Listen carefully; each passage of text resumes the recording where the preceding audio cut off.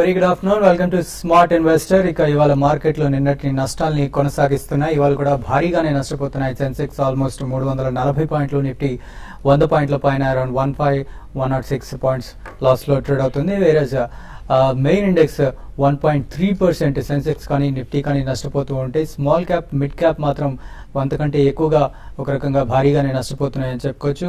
2.25% almost mid cap కానీ small cap కానీ నష్టపోతున్నాయని చెప్పుకోవచ్చు. ఇక సెక్టర్స్ వైజ్ గా చూసుకున్నట్లయితే కూడా ఏ సెక్టర్ కూడా లాభాల్లో కనిపించట్లేదు. అన్ని కూడా రెడ్ జోన్ లోనే కనబడుతున్నాయి. ఇవాళ ముఖ్యంగా అన్నిటికంటే ఎక్కువ రియాలిటీ సెక్టర్ నష్టపోతుంది. ఆల్మోస్ట్ 3.7% ఓవరాల్ సెక్టర్ వైజ్ గా రియాలిటీ సెక్టర్ నష్టపోతుంది. ఆ తర్వాత మెటల్ కూడా ఆల్మోస్ట్ 3%, పవర్ కూడా 3%, ఇలా అన్ని సెక్టర్స్ కూడా నష్టాల్లోనే ట్రేడ్ అవుతున్నాయి. ఇక ఇండివిజువల్ స్టాక్స్ వైజ్ గా చూసుకున్నా కూడా మన నిఫ్టీలో ఉన్న 50 షేర్స్ లో కేవలం 6 మాత్రమే ఇవాళ లాభాల్లో కనబడుతున్నాయి. మిగతా అన్ని కూడా నష్టాల్లోనే కనబడుతున్నాయి. ఆ 6లో కూడా ఒక డాక్టర్ రెడ్డిస్ మాత్రమే కాస్త మంచి లాభాల్లో కనబడుతున్నాయి. మిగతా అన్ని కూడా జస్ట్ యావరేజ్, మనం ఫ్లాట్ అనే చెప్పుకోవచ్చు ఇన్ఫాక్ట్. సో ఓవరాల్ గా ఇవాళ మార్కెట్ భారీ నష్టాలని చవి చూస్తుంది అని చెప్పుకోవచ్చు. అండ్ బ్రెడ్ వైజ్ గా చూసుకున్నట్లయితే మనం జస్ట్ అరౌండ్ 180 స్టాక్స్ మాత్రం అడ్వాన్సెస్ లో కనబడుతున్నాయి. మిగతా మోర్ దెన్ 1250 స్టాక్స్ డిక్లైన్స్ లో కనబడుతున్నాయి. సో ఇలా చూసుకున్నా కూడా ఇవాళ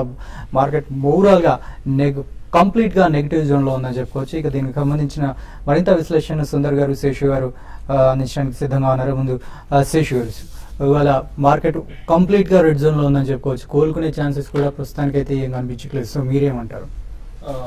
కోలుకోవడం అనేది పెద్దగా ఉండదండి. అయితే ఈ లెవెల్లో ఆగినా కూడా కొంతవరకు మార్కెట్ బెటర్ అనుకోవచ్చు.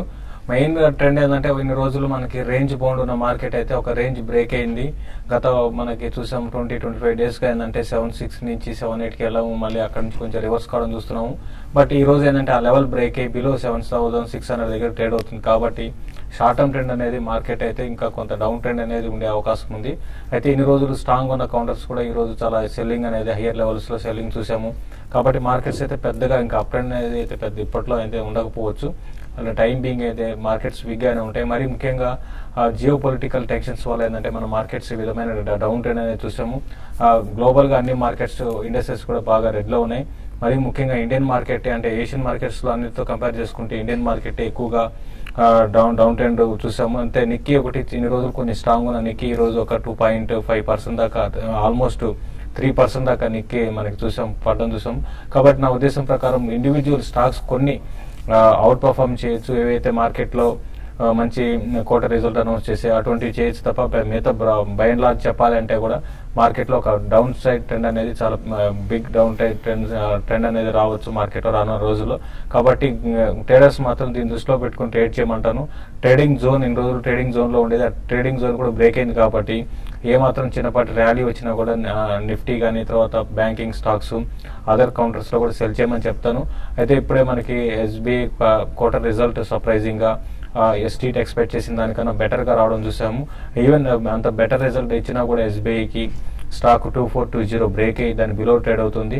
ఇది రానున్న రోజుల్లో 2350, 2360 లెవెల్స్ టెస్ట్ చేయొచ్చు. లాంగ్ టర్మ్ ఇన్వెస్ట్మెంట్ చేసుకునే వాళ్ళు SBI మంచి రిజల్ట్ అనౌన్స్ చేసింది కాబట్టి దాంట్లో లాంగ్ పొజిషన్ తీసుకోమంటాను. High beta stocks time being కొంత దూరంగా ఉండొచ్చు. బట్ లోయర్ లెవెల్స్ లో హై బీటా ఇది ఒక మంచి ఈ కరెక్షన్ లో ఉపయోగించుకొని ఇన్ఫ్రా రిలేటెడ్ స్టాక్స్ నేను గత కొన్ని రోజులుగా చెప్తున్నాను. షార్ట్ టర్మ్ కి లాంగ్ టర్మ్ ఇన్వెస్ట్ చేయాలనుకునే వాళ్ళు ఇన్ఫ్రా రిలేటెడ్ స్టాక్స్ లో ఇన్వెస్ట్ చేయమంటాను.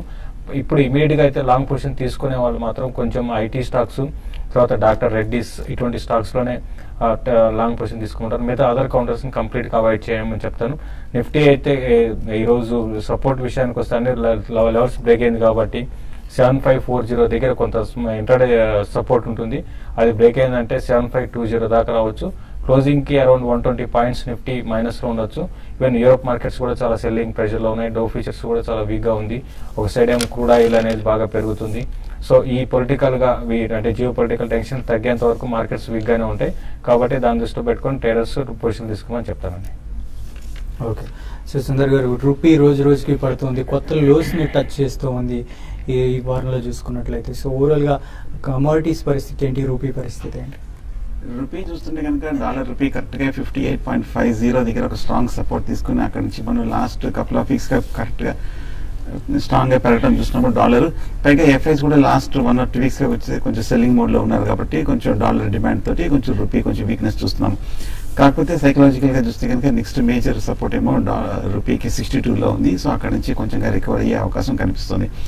అలాగే మార్కెట్ చూస్తే కనుక టెక్నికల్ గా బాగా అన్ని సపోర్ట్స్ కూడా బ్రేక్ అయినాయి. కాకపోతే ఇంకొక 50 పాయింట్స్ తగ్గిందంటే కనుక అంటే 7500 7500 దగ్గర వచ్చిన తర్వాత టెక్నికల్ గా డైలీ చార్ట్ చూస్తే కొంచెం ఓవర్ సోల్డ్ పొజిషన్ వస్తుంది. అంటే లాస్ట్ 1 or 2 weeks గా మనం చూస్తున్న 7800 నుంచి పడిన మార్కెట్ కరెక్ట్ గా ఇంకొక 300 అంటే ఇప్పుడు 300 పాయింట్స్ కరెక్షన్ వచ్చింది కాబట్టి 7500 దగ్గర కొంచెం సపోర్ట్ తీసుకుని ఒక కన్సాలిడేషన్ వచ్చే అవకాశం ఉంది. ఏమాత్రం నెక్స్ట్ వీక్ కనుక 7500 పైన కనుక స్ట్రాంగ్ గా నిలబడి కన్సాలిడేషన్ స్ట్రాంగ్ గా క్లోజ్ అవుతే అప్పుడు కొంచెం ఒక షార్ట్ టర్మ్ అప్ ట్రెండ్ అప్పుడే లాంగ్ పొజిషన్ తీసుకోవచ్చు. సో అప్పటి వరకు లాంగ్ పొజిషన్స్ అవాయిడ్ తీసుకోవచ్చు. అండ్ హోల్ మార్కెట్ చూస్తే కనుక లాస్ట్ హాఫ్ అన్ అవర్ 7500 దగ్గర కొంచెం కన్సాలిడేషన్ దాని కింద ట్రేడ్ అవుట్ చూస్తుంటే కనుక ఇంకా కొంచెం వీక్నెస్ ఉంటే కనిపిస్తుంది. సో ఈ నేపథ్యంలో లాంగ్ పొజిషన్స్ అవాయిడ్ చేయడం మంచిది. షార్ట్ పొజిషన్ ఉందంటే కనుక 7600 పైన స్టాప్ లాస్ పెట్టి హోల్డ్ చేయొచ్చు.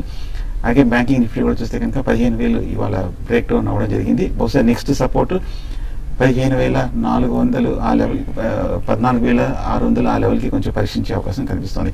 సో బ్యాంక్లో కానీ లేదంటే కనుక మిగతా ఫ్యూచర్స్లో కానీ పూర్తిగా లాంగ్ పొజిషన్స్ అవాయిడ్ చేయడం మంచిది. ఒకవేళ మార్కెట్ ఫర్దర్గా తగ్గిన తర్వాత ఫార్మా స్టాక్స్ కొంచెం స్ట్రాంగ్గా కన్సాలిడేషన్ అవుతుంది కాబట్టి అవి 10-15% కరెక్షన్ కూడా పూర్తి చేసింది. ర్యాన్ వ్యాక్సిన్ ఫార్మా లూపింగ్ లాంటి దాంట్లో డిప్లో బై చేయొచ్చు. ఓకే, కాలర్స్ వెయిట్ చేస్తున్నారు. మన ఫస్ట్ కాలర్ రెడీగా ఉన్నారు. ఢిల్లీ నుంచి రామారావు గారు లైన్ లో ఉన్నారు. హలో,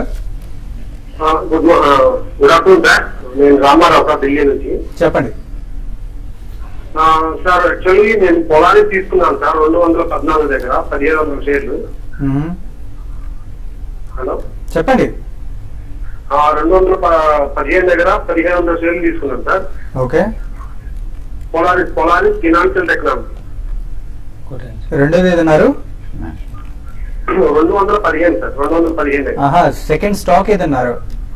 సెకండ్ స్టాక్ వచ్చేసి MRPL sir, Bengaluru refinery petrol. Okay okay, అది 65 దగ్గర నిన్ననే తీసుకున్నాను. ఒక 1500 తీసుకున్నాను. ఓకే, అంటే అది ఈ రోజు పడిపోయింది. మళ్ళీ రైజ్ అవుతుందా లేదా నేను షార్ట్ టర్మ్ గురించి తీసుకున్నాను. ఓకే, మీరు తీసుకున్న స్టాక్స్ షార్ట్ టర్మ్ ట్రెండ్ పరంగా చెప్పాలంటే కొంత రెండు కూడా కొంత వీక్ ఉన్నాయండి. అయితే ఎంఆర్పిఎల్ అనేది మీకు లాంగ్ టర్మ్ కోసమే ఈ స్టాక్ ని మీరు హోల్డ్ చేయొచ్చు. షార్ట్ టర్మ్ టైం బీయింగ్ ఏంటంటే 62 దగ్గర దానికి సపోర్ట్ ఉంది. అది కానీ బ్రేక్ అయిందంటే అరౌండ్ 58 లెవెల్స్ కూడా రావచ్చు. బట్ ఇది రిజల్ట్ పరంగా చెప్పాలంటే ఇంతకు ముందు లాస్ట్ క్వార్టర్ రిజల్ట్ చాలా ఎక్సలెంట్ గా ఇవ్వడం చూసాము. మైనస్ అంటే లాస్ నుంచి ప్రాఫిట్ కి వచ్చిందండి. కాబట్టి జిఆర్ఎంస్ బాగా ఇంప్రూవ్ అయ్యి నా ఉద్దేశం ప్రకారం ఇది ఇన్వెస్ట్మెంట్ గా మీరు మలుచుకోండి. రానున్న రోజుల్లో ఎంఆర్పిఎల్ లో మంచి అప్ ట్రెండ్ వచ్చి మంచి మీరు రిటర్న్ రావడానికి కూడా అవకాశం ఉంది. ఈవెన్ 100 రూపీస్ కూడా కావచ్చు. బట్ ఇమీడియట్ ట్రెండ్ అయితే మాత్రం అరౌండ్ 66 and 68 మధ్యలో ఇది ఆగిపోవచ్చు. అది కానీ దాటితేనే కొంత అప్ ట్రెండ్ ఉంటుంది. కాబట్టి ఇన్వెస్ట్మెంట్ పరంగా చెప్పాలంటే లాంగ్ టర్మ్ కోసం మీరు ఎంఆర్పిఎల్ హోల్డ్ చేయొచ్చు. బట్ పోలారిస్ మాత్రం మీరు షార్ట్ టర్మ్ లోనే దీంట్లో నుంచి మీరు బెటర్ ఏదంటే ఎగ్జిట్ కమ్మని చెప్తాను. రీసెంట్ గా దీని పర్ఫార్మెన్స్ చూస్తే అదర్ ఐటీ కంపెనీస్ తో కంపేర్ చేసుకుంటే అంత ఎంకరేజింగ్ గా లేదు. కాబట్టి ఇది షార్ట్ టర్మ్ మాత్రం కొంచెం కంపేర్ టు ఎంఆర్పిఎల్ ఇది కొంచెం అప్ ట్రెండ్ రావచ్చు. టైం బీయింగ్ ఏంటంటే మీకు ఐటీ స్టాక్స్ లో ఒక అప్ ట్రెండ్ వస్తుంది. ఆ వచ్చినప్పుడు అరౌండ్ 220 ఆ లెవెల్కి వచ్చినప్పుడు మీరు బెటర్ ఏంటంటే మీరు ఎగ్జిట్ కానీ 220 దగ్గర హ్యూజ్ రెసిస్టెన్స్ అనేది ఫేస్ చేయొచ్చు. అరౌండ్ 220కి వచ్చినప్పుడు మీరు షార్ట్ టర్మ్ మీకున్న దాంట్లో కొంత ప్రాఫిట్ రావచ్చు. ఆ వచ్చిన దాన్ని మీరు బుక్ చేసుకోండి. 220 క్రాస్ అయితే 235 to 240 దాకా రావచ్చు అండి. ఓకే, నెక్స్ట్ వైజాగ్ నుంచి శ్రీనివాస్ గారు ఉన్నారు లైన్ లో. హలో, చెప్పండి శ్రీనివాస్ గారు. నమస్తే అండి. నమస్తే అండి.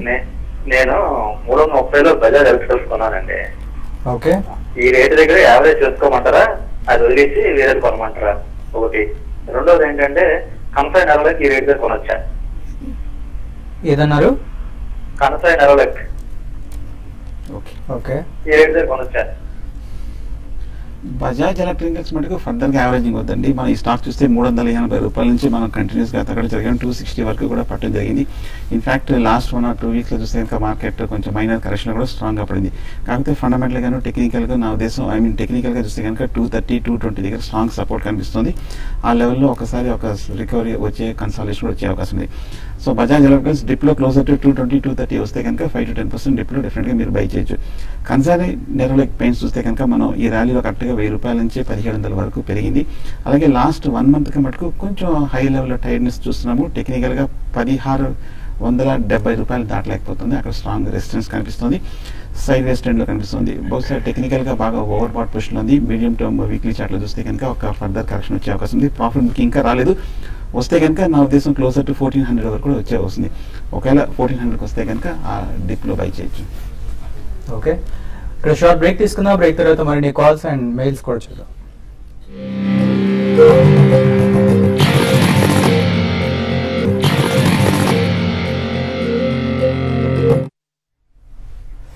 Welcome back. మన నెక్స్ట్ కాలర్ అనంతపురం నుంచి ఉన్నారు, వేణు గారు. హలో. హలో, నమస్కారం సార్. చెప్పండి. జైన్ ఇరిగేషన్ 110 లో బై చేశాను సార్. ఓకే. హిందుస్థాన్ కన్స్ట్రక్షన్ 49 లో బై చేశాను సార్. ఈ రేట్ లో అంటే 6 months వచ్చు సార్. చేస్తాం. జైన్ ఇరిగేషన్ చూస్తే కనుక ఈ మధ్య 130 రూపాయల నుంచి 100 రూపాయల వరకు పడిపోవడం జరిగింది. కానీ లాస్ట్ వీక్ కన్సాలిడేషన్ తర్వాత ఈ లెవెల్లో 98, 99 దగ్గర కొంచెం సపోర్ట్ ఉన్నప్పటికీ ఓవరాల్ గా కొంచెం టెక్నికల్ గా మార్కెట్ వీక్ అనేది కాబట్టి ఫర్దర్ కరెక్షన్ ఇచ్చే అవకాశం ఉంది. ఏమాత్రం కనుక 95 కిందే కనుక కాసేపు కొన్నాళ్ళు 1 or 2 days సస్టైన్ అయిందంటే కనుక నా ఉద్దేశం నెక్స్ట్ టార్గెట్ 85 వరకు వెళ్ళే అవకాశం ఉంది. కాకపోతే బాగా పడిన తర్వాత బాగా 20% డిప్ లోనే రీజనబుల్ లోనే తీసుకున్నారు. మార్కెట్ ఏమాత్రం రికవర్ అయిందంటే కనుక జైన్ ఇరిగేషన్ కూడా పెరిగే అవకాశం ఉంది. సో ప్రస్తుతానికి అయితే హోల్డ్ చేయండి. కానీ 95 కింద మటుకు ట్రేడ్ అవుతున్నట్టు షార్ట్ టర్మ్ కరెక్షన్ వచ్చే అవకాశం ఉంది. అలాగే హెచ్సిసి కూడా మనం చూస్తున్నాము కరెక్ట్ గా 20 రూపాయల నుంచి 48, 50 రూపాయల వరకు పెరగడం జరిగింది. స్ట్రాంగ్ రిటర్న్స్ తర్వాత లాస్ట్ 1 month గా కొంచెం హై లెవెల్లో 48 to 47 దగ్గర ఒక సైడ్ వేస్ ట్రెండ్ లో ఒక డిస్ట్రిబ్యూషన్ కూడా మనం చూసి కొంచెం కరెక్షన్ కూడా చూస్తున్నాం. నా ఉద్దేశం ఈ కరెక్షన్ లో మాక్సిమం ఒక 30-32 వరకు వెళ్ళి సపోర్ట్ తీసుకునే ఉంది.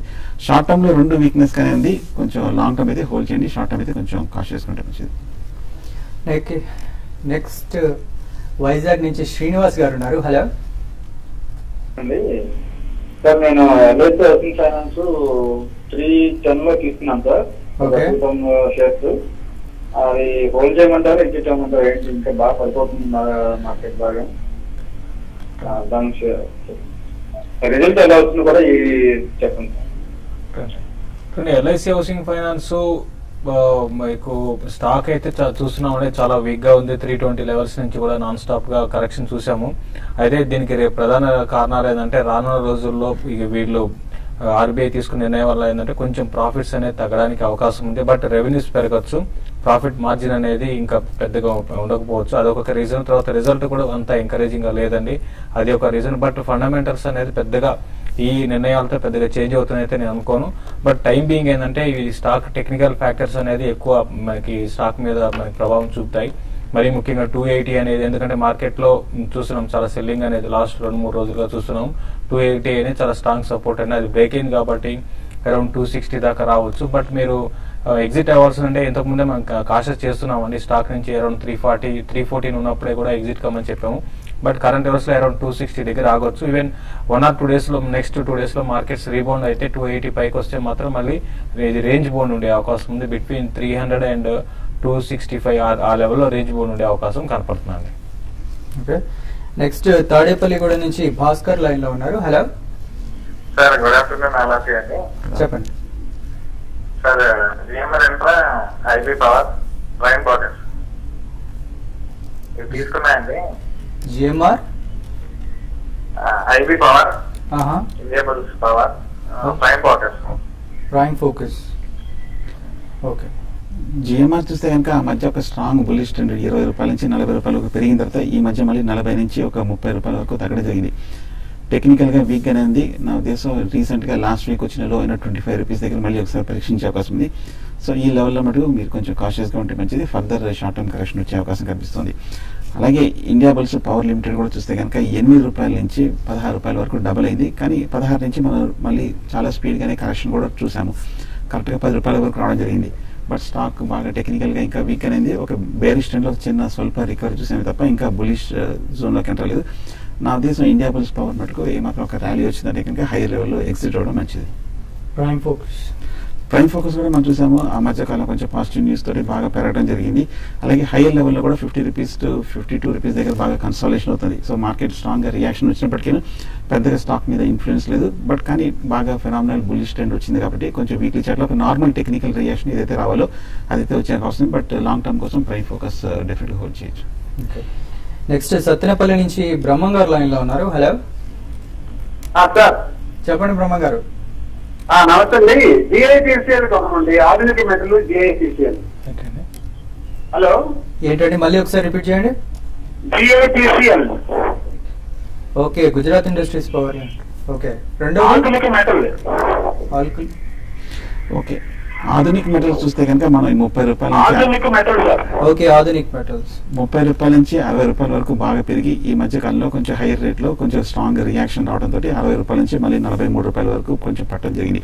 కానీ మనం హిస్టారికల్ గా చూస్తే కనుక కరెక్ట్ గా 40-42 రూపాయల దగ్గర స్ట్రాంగ్ సపోర్ట్ కనిపిస్తుంది.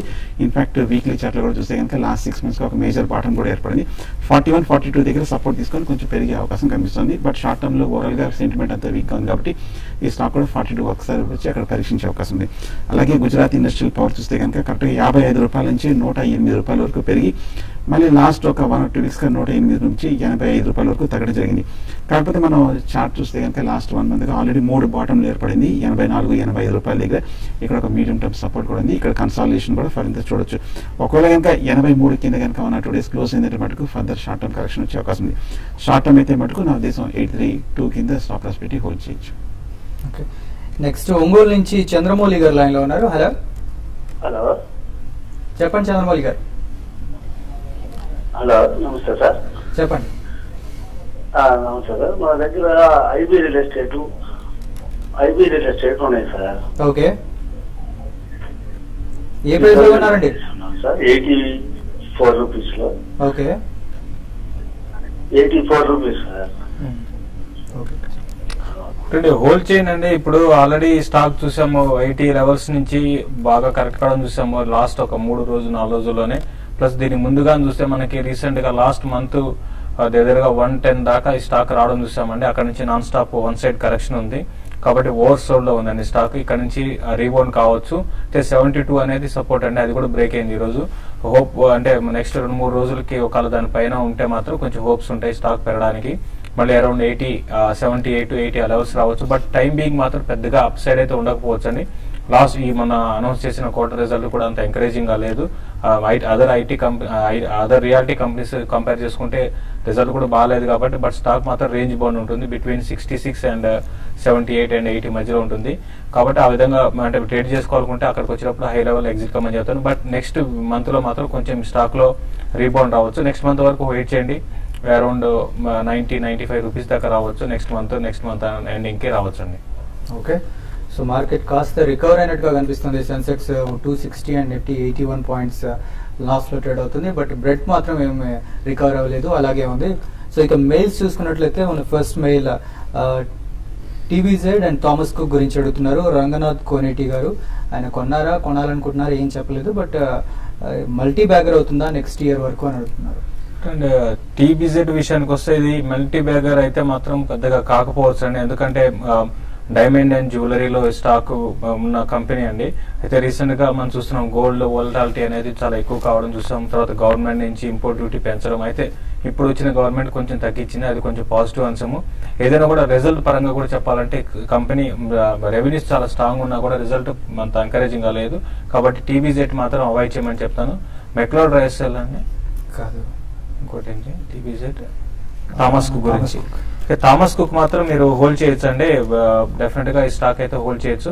మీరు కొత్తగా కొనాలనుకుంటే మాత్రం ఎవరి డిప్లో బై చేయండి. Compare to TBZ Thomas cook అనేది స్ట్రాంగ్ ఉండే అవకాశం ఉందండి. సుధాకర్ గారు అడిగారు, మెక్లాయిడ్ రసెల్ 309 లో కొన్నారట ఆయన, అండ్ సిసిఎల్ ఏమో 70 రూపీస్ లో బై చేశారట. హోల్డ్ చేయాలా లేకపోతే సెల్ చేయాలా అని అడుగుతున్నారు. మెక్లాయిడ్ చూస్తే కనుక మనం 330 రూపాయల నుంచి 275 రూపాయల వరకు స్ట్రాంగ్ కరెక్షన్ మనం చూసాము. స్టాక్ కానీ టెక్నికల్ గా చూస్తే కనుక 260 దగ్గర 250 దగ్గర 2-3 స్ట్రాంగ్ లేయర్స్ కూడా కింద ఫామ్ అవడం చూసాము. నా ఉద్దేశం బహుశా ఇక్కడ కొంచెం లాంగ్ టర్మ్ సపోర్ట్ కూడా కనిపిస్తుంది. లాస్ట్ 1 year గా ఇక్కడ నుంచి పెద్ద డౌన్ సైడ్ రిస్క్ లేదు. మాక్సిమం వస్తే కనుక 250-260 ఒకసారి పరీక్షించవస్తుంది. బట్ ఓవరాల్ గా కొంచెం లాంగ్ టర్మ్ సపోర్ట్ దగ్గరికి వస్తున్నాం కాబట్టి ప్రస్తుతానికి అయితే కొంచెం హోల్డ్ చేయండి. సిసిఎల్ ప్రొడక్ట్స్ మనం చూస్తున్నాము. లాస్ట్ 1 week మార్కెట్ రియాక్షన్ లో కూడా స్ట్రాంగ్ గా పెరగడం జరిగింది. 66 రూపాయల నుంచి 85 రూపాయల వరకు పెరగడం జరిగింది. కాకపోతే మనం లాస్ట్ 1 year గా చూస్తే కనుక ర్యాలీ కరెక్ట్ గా 25 రూపాయల నుంచి 80 రూపాయల వరకు పెరిగిన తర్వాత ఓవర్ బాట్ పొజిషన్ లో ఉంది లాంగ్ టర్మ్. కాబట్టి హై రేట్ లో 85-90 దగ్గర కొంచెం ఒక అప్వర్డ్ ట్రెండ్ కి బ్రేక్ తీసుకొని ఒక కన్సాలిడేషన్ వచ్చే వస్తుంది. ఒకవేళ మీరు షార్ట్ టర్మ్ అయితే కనుక హై లెవెల్ ప్రాఫిట్ బుక్ చేయొచ్చు. లాంగ్ టర్మ్ అయితే అండర్లైన్ ట్రెండ్ ఇంకా బులిష్ గా ఉంది కాబట్టి హోల్డ్ చేయొచ్చు.